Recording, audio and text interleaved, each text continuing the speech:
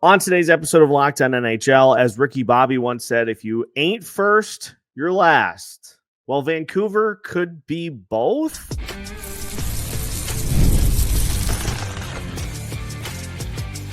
You're Locked On NHL, your daily podcast on the National Hockey League. Part of the Locked On Podcast Network, your team every day. What's happening, everybody? Welcome in to another episode of Locked On NHL, your daily podcast on the National Hockey League. We are your team each and every day, and we thank you for making Locked On NHL your first listen each and every day as well. Make sure to subscribe on YouTube and your favorite podcast platforms so you don't miss out on any new episodes throughout the week. On today's episode of Locked On NHL, we are taking a look at the Columbus Blue Jackets. Will they be able to build off of what they did last season, or are we going to see more of what we expected to see from Columbus this past season? Are the Utah Mammoth for real? Can they make a push to the playoffs? And what on earth are we going to see from the Vancouver Canucks this year? Will they be near the top of the standings? Will they be near the bottom? It feels like all possibilities exist for Elias Petterson and his merry band of brothers, the Vancouver Canucks. My name is Seth Toupal, host of Locked On Wild, joined by JD Young of Locked On Sharks. And JD, as we move yet another week closer to the start of the season, let's start by taking a look at the team that I think probably was the biggest surprise this past year, that being the Columbus Blue Jackets. We know what happened before the season, as we just had the 1-year anniversary of the tragic loss of Johnny Gaudreau and his brother. We knew that it was going to be a season that we didn't really know what to expect from Columbus, having to deal with the emotional loss right before the season started. And so, you're dealing with all that, and we just really didn't know what the possibilities were going to be for this Columbus team. And they, under Dean Evason, it felt like exceeded expectations. They were fighting for a playoff spot till well into the year, and just kind of ran out of steam at the end. And ultimately, it was a season that was full of a lot of emotion, and it seemed like the whole league was rooting for them to get to the postseason, to get to the playoffs. They just couldn't quite get it done. So what happens now is, I think, the big question for Columbus. Like, what does this team look like? Do they find a way to kind of ride that wave again this year? Or are we going to see a little bit more of kind of what we expected last year to happen now this year? Yeah, I think last year, heading into last year, I thought, especially with what happened, I pegged them to be one of the worst teams in the NHL and clearly exceeded expectations. I think they exceeded everybody's expectations, even like hardcore Blue Jackets fans' expectations. And you look at what they did this offseason, right? Kind of took care of their own guys. They did sign, or they did trade for Charlie Coyle from the Avs, as the Avs were trying to kind of ditch some contracts there. And they basically re-signed everybody, brought the gang back. So I think for this team to kind of take that next step is you're going to need that internal growth, right? And you look at guys like Adam Fantilli, who I think is one of the top young centers in the league. Kent Johnson, who I think now that he's got some stability around him, I think we're going to start to see what made Kent Johnson such a fun prospect to begin with. So I'm curious with this team, because I could see them taking a bit of a step back when it comes to wins and losses, but being a better team, if that makes sense, right?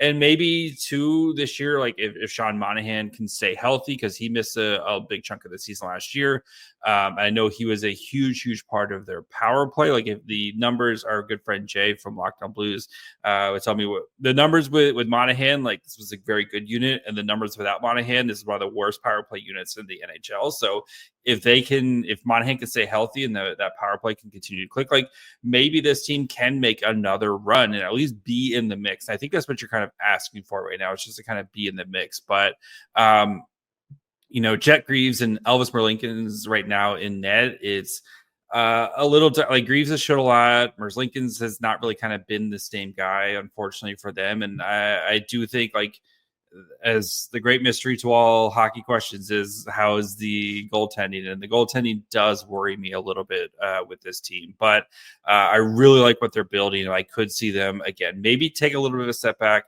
but it's like one step back to take two steps forward type of progress for them. Yeah, and there are some interesting things with this team. Like I thought Dean Evason did a good job of kind of rallying the team together, but you look at this roster and you kind of are like, oh, it's a fun little roster.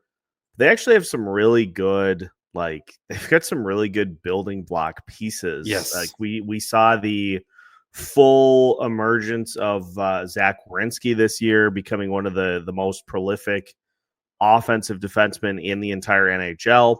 And not to say that he's not capable defensively as well, but 23 goals as a defenseman is where you start to kind of, your eyes start to turn. Like, oh, okay, guy is really putting some things together.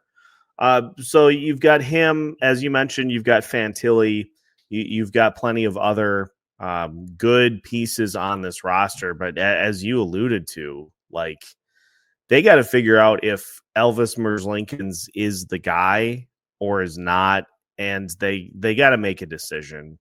Like he had a fantastic month of January, but his numbers were pretty pedestrian beyond that. They're a team that is really, I think, the one thing that is holding them back. And he's signed for this year. He's signed for next year as well. You have to use these next two seasons to determine if he's going to be the guy, or you got to go get the guy.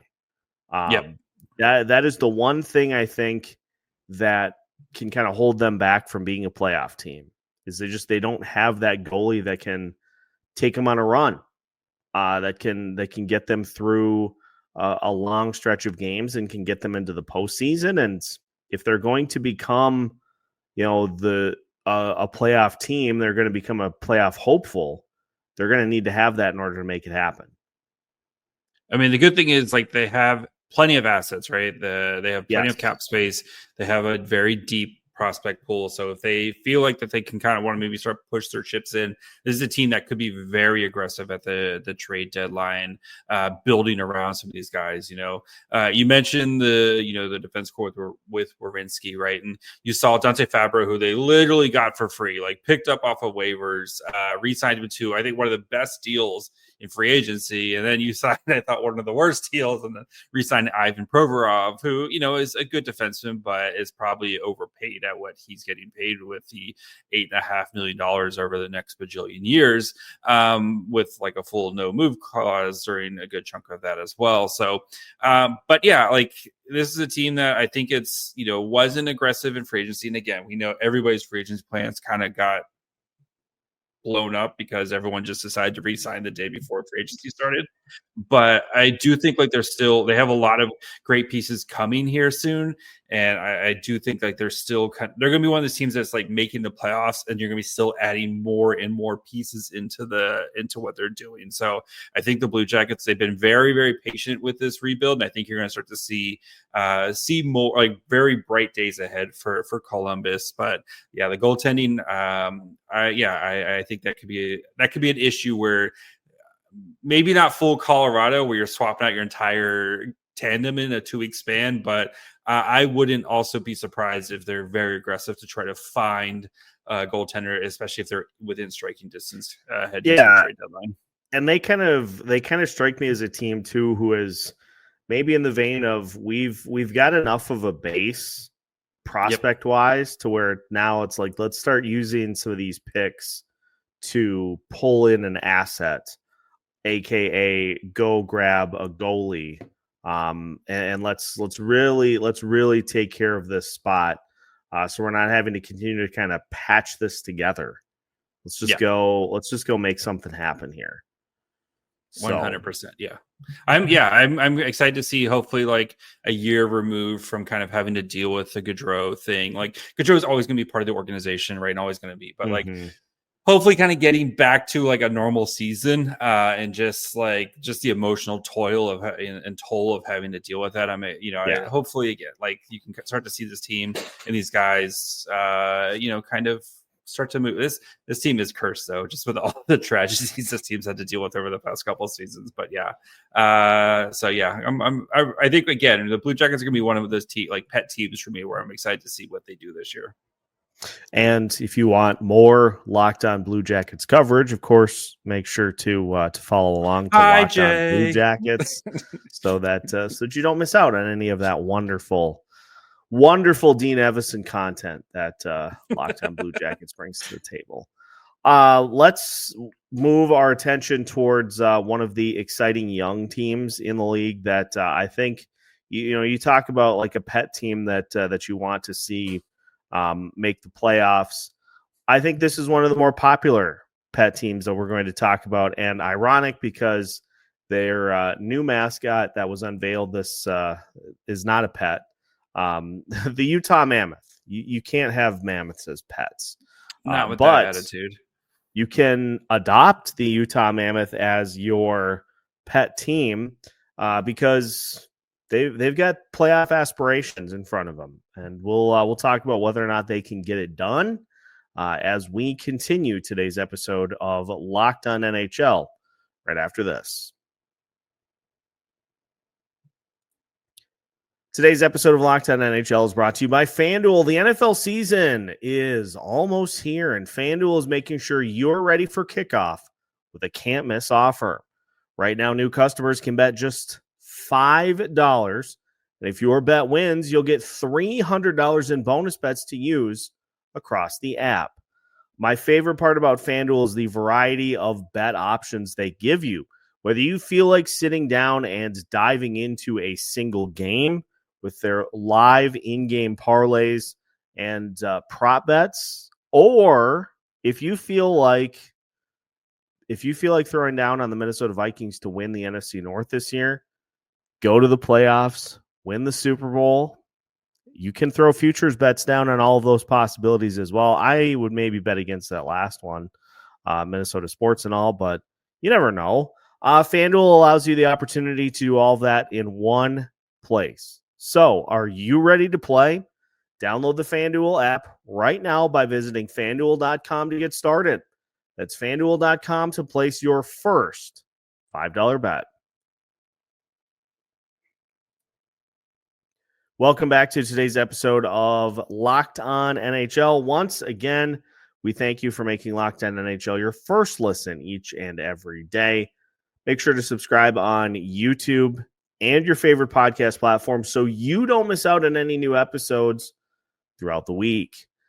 From the Columbus Blue Jackets to the Utah Mammoth, let's talk about the exciting, young, hip now, with it and wow, Utah Mammoth and their quest to make the postseason here. I'll just cut right to the chase, JD. In or out? Do you think they make it this year? Last year, you and I were both, I think we were a year early last year because we both said yes, that they make it, right? Yeah. And just my one pause is just the Central is so ridiculous. Like if they were in the Pacific, I'd be like, put them in, stamp them in. They're going to the playoffs this year. But the Central is so ridiculously tough. That's my one pause. But if they make it, this is going to be a very battle-hardened team, right? Getting through that Central, making it to a wild card. I'm going to say no. You know what?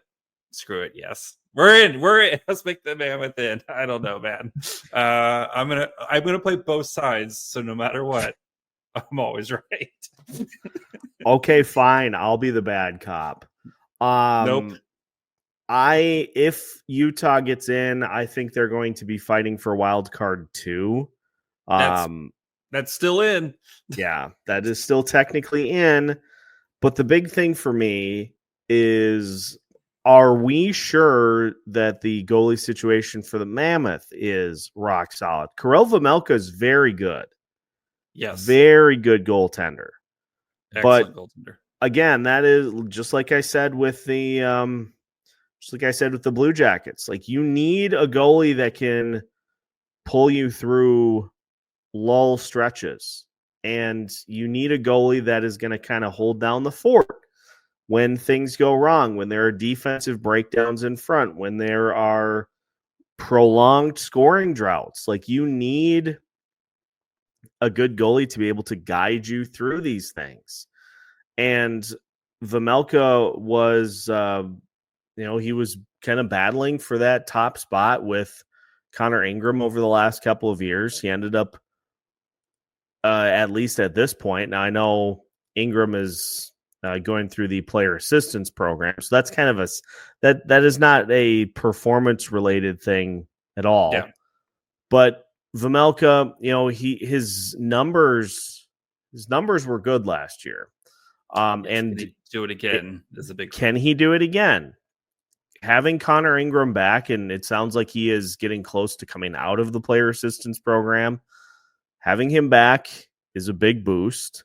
But again, just like with Merzlikins, like there are some good months in here, but there are also some that are a little bit pedestrian. Like during the month of March, going 6-5-3, that's not gonna that's when you need to be playing at your best, is in March and April to lock down a playoff spot. So I mean, to be fair, like he did play, like he had to play a lot last year. He played 58 games last year.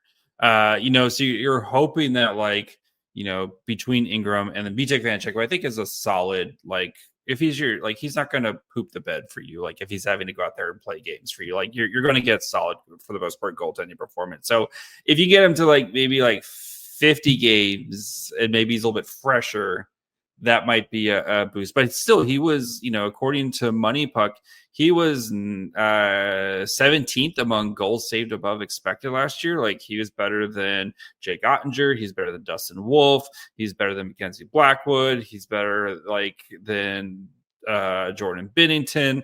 And I know that's not the end all be all number there, but that's a really great season. Like, if you have a guy like that, I do feel like he can be a guy who can carry you and steal a series for you if you need it. And looking at what this team did this offseason too, right? You went out and you got JJ Peterka, who was kind of the belle of the ball when it came to trade pieces, right? And other than Mitch Marner, I guess, but you didn't have to give up too much for him. Peterka fits in with your core. He's 23. He's going to play big time minutes for you. And I think he's going to continue to be a big time player. And you look at who's leading this team, right? It's, Dylan Guenther, who's 22.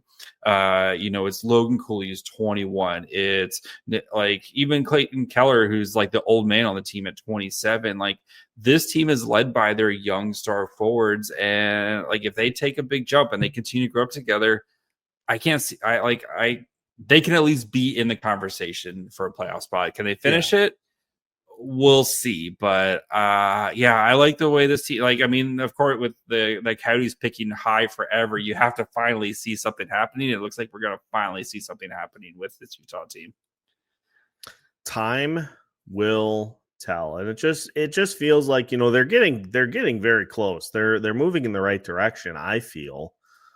Again, if they weren't in the Central, if they were anywhere out, it feels like if they were, especially if they were in the Pacific, if they were the Pacific, would you slot them as the third best team in the Pacific right now? Probably. Vegas, Edmonton, and then probably Kings, Utah, and whatever Vancouver is. We'll talk about them here in a second. But it's like they're just in the wrong division right now. And because that Central is brutal, man. The more I think about the Central this offseason, because I'm a weirdo and think about the Central for some reason, the more it's just brutal. Yeah, the Central is a bit of a meat grinder, which is why I'm glad that I'm glad that somebody in that top three is going to falter. Like it feels like the writing's on the wall that somebody in that top three is going to drop out. One of the wild cards is going to hop in. I still feel like 5 central teams get in.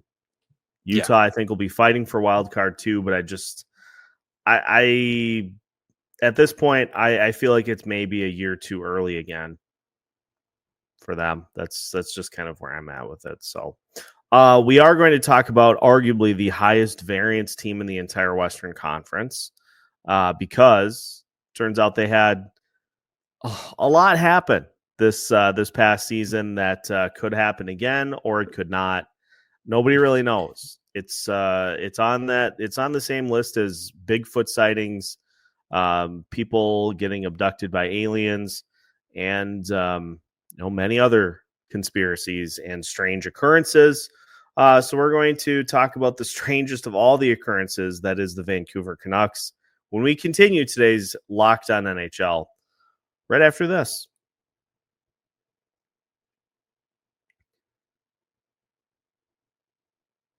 Final segment of today's episode of Locked On NHL. We are your team each and every day, and we thank you once again for making Locked On NHL your first listen each and every day as well.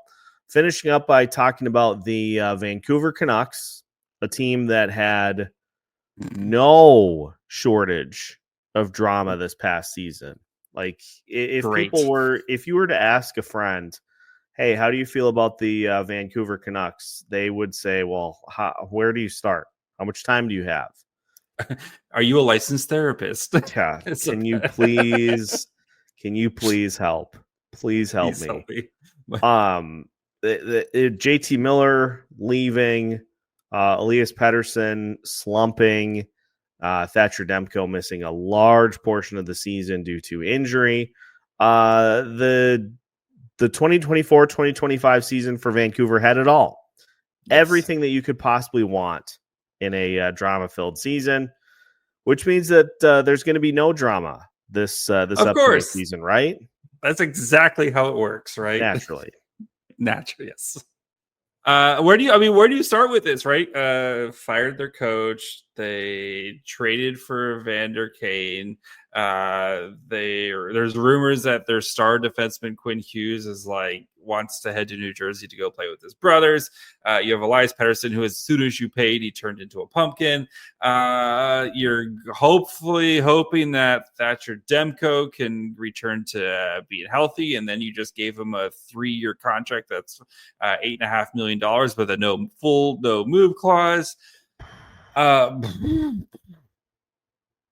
Like this team, this team could be second in the Pacific, or this team could be sixth in the Pacific. And I would be like, I see it. I 100% see it. But like you saw like Quinn Hughes last year, like the number breakdown between like when he was on the ice and playing compared to when he wasn't, it was like staggering. Playoff caliber team and your 24-25 San Jose Sharks. It's like that's the difference between what Quinn Hughes does. So Quinn Hughes, pretty good. He's amazing. Can he continue to drag this team? Can Elias Petterson return to there's so many questions with this team, and I have no idea what this team's going to be. And like, look at the roster, right? It is you Brock Besser, who is like literally out the door. Stuff was packed, like the apartment's packed, literally like, yeah, guys, I'm out. And then the hostage, like, I don't know if it was like hostage situation or something, or he's just like, all my stuff's here. I guess I'll just resign. Like, who knows, man? What do you think of this team? Like, am I wrong where this has to be the highest variance team in the NHL? Yeah, it is. It feels like a last-ditch effort to keep Quinn Hughes, basically. Like, they went with a coach that he is pretty comfortable with, he's pretty familiar with, over other probably more qualified options. I don't want to say that Adam Foote is not qualified, but it feels there were other options out there that maybe could have done a better job with this team. The funny thing is, how do you think JT Miller and Rick Tocchet feel about being able to get out of Dodge right before, like this is getting on the lifeboat before the Titanic hit the iceberg somehow, or being the first, or maybe it's being the first on the lifeboat as soon as the Titanic hits the iceberg, and you're like, oh well, see you later. Well, I mean, we know that the New York Rangers famously not, drama free as well. So, maybe they have nothing going on. Two Titanic, too. Yeah, I don't know. But, I there's a legitimate path to this team being very, very good, right? Like, if Pettersson can return to being like a 100-point player, which that's very much in the realm of possibility, especially if JT Miller's not here being a jerk to him. There's very much a possibility that this team is very good, right? Like Quinn Hughes continues to be a Norris caliber defenseman. Like I don't see that dropping anytime soon. I think he's one of the best players in the NHL. If Thatcher Demko can return to just being healthy and being the guy that he's been, if Brock Besser, right, can get back to being a potential 35 goal player, Jake DeBrusk is a good player. If Evander Kane can, we've seen Evander Kane be very good. And yes, he is very much a nuisance in the locker room. It's really funny that they traded JT Miller. They're like, we got to fix the locker room. Go get Evander Kane. Yeah, that will definitely help matters. 100%. Phil Petel's really good when he's healthy. They have a bunch of guys where you're like, okay, I can see Connor Garland's they have a bunch of guys who are really good. But I don't know, man. Again, it feels like if this team gets off to a slow start, this team feels like it's going to spiral. So I think the month of October is massive for this Vancouver team to get out to a great start. Yeah. Is it an overstatement to say that Evander Kane might be the key to this whole thing? If he can be productive, he will. Oh, what a great place to be in Vancouver. Because you've got DeBrusk, Pettersson, and Besser, according to Daily Faceoff, as the top line. Kane, Hedel, and Garland as your second. If Evander Kane is productive and is producing in a second line role for this Vancouver team, that's going to carry them a long way. But if he's just kind of running around headhunting people, it feels like if he is playing well, then that can give Vancouver kind of an edge. If he is not playing well and is just kind of out there headhunting, then that's going to turn Vancouver into the moment they face any level of adversity, they just kind of fold. Yeah, I think with Evander Kane, if you look to the way his thing, he usually comes in with good intentions and he usually plays well. His first full season, even his first when he first got traded to San Jose in 2017-2018, he had 9 goals in 14 points in 17 games. And even the next season, he had 30 goals in 75 games. And then the production starts to dip, right? Then he gets to Edmonton, right, midway through the season, 22 goals in 43 games with 39 points. So, we've seen from Evander Kane, when he gets to a new place, he's on his best behavior for at least the first season, and if Evander Kane's back to being a 30-goal scorer for this team or 25, 30 goals for this team, you could totally see this team being very good. And again, there's a lot of ifs, but none of these ifs are super we've seen these guys do these things before. It's not like we're asking, hey, we need Elias Petterson to be a 100-point player. Well, we've seen him be a 100-point. We've seen him be one of the a great young center in the league who's just never. And it's just the past couple seasons, he just never got over that injury. And I don't know if his confidence got shot or whatever it was. And we've seen Quinn Hughes be literally the best defenseman in the NHL. We've seen Thatcher Demko be excellent. But like I said, I think October is going to be very telling for this team. I think this team needs to come out strong. I think they need to try to kind of stack some points early and try to kind of regain some confidence. And I think, I know you say Kane. I think it's all on Pettersson. If Pettersson returns to form, I think this could be a dark horse team and for a very long playoff run. But if Pettersson's just not that guy anymore, nothing else matters. It just doesn't. Yeah, matter. That's well said. Like he is a key focal point of this. Yeah. He's got to be the engine. Yep. So he's got to be the engine what do you think? Instead of eroding paint. The speed. No, yeah, gotta be the engine. Can't be the speed bump. Do week Pacific, as we've documented, right? Do they get in the playoffs? Are they either the third team or do they steal a playoff spot from the? I know you've already said the Central gets 5, but like, could you see them beating up on some weak Pacific teams and stacking some easy points that way? And I mean, I could see it, yes, but I could also see the other side where they lose just blindingly dumb games. Yeah. That's also true. So I'm just going to split the difference and say I see them fighting for a wild card spot. I can see it. I think they will have a rebound from last year. I think they'll compete for a wild card spot. I think they'll be in the middle. I think I have them at 5th in the Pacific. So mushy middle. The mushy middle. But I think they'll feel better about themselves after this season than they were this time. Like, heading out of the 24-25 season. So it'll be a better middle. Arrows up. A middle nonetheless. Yes. Investors, possibly you. Possibly. You know what they could do?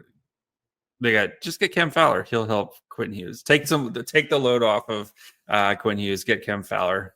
People have been saying this. Many people have been saying this. That is the children yearn for Cam Fowler. That's just the way to make all the problems go away. Yeah.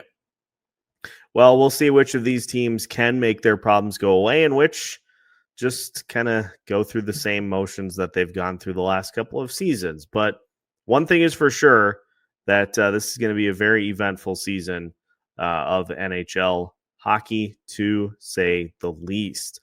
And that'll do it for today's episode. So once again, we thank you for making Locked On NHL your first listen each and every day. We are your team each and every day as well. Make sure to like and subscribe on your favorite podcast platform so you don't miss out on any new episodes throughout the week, which we have for you every Monday through Friday right here at Locked On NHL. You can find episodes every Monday through Friday with our wide array of panelists. So make sure to join us as we get you closer and closer to the start of the regular season. We've got new episodes for you all week long, part of the Locked On Podcast Network.